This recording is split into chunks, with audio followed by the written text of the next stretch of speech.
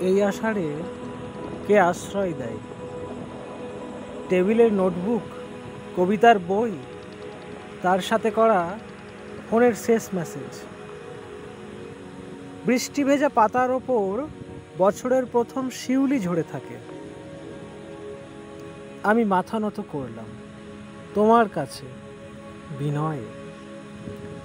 নদী যেভাবে তার স্রোতকে গায়ে পেতে রাখে, তুমিও আমায় রাখতে চেয়েছো বহুদিন থেকে।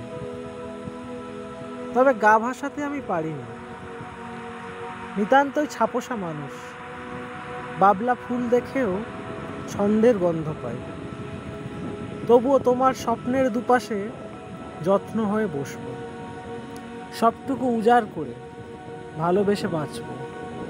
দুধের মতো সাদা শাড়ি কিনে দেব বছর বছর।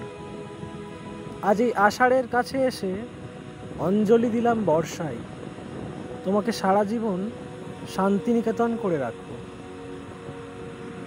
আমার লেখা কবিতা আশ্রয়।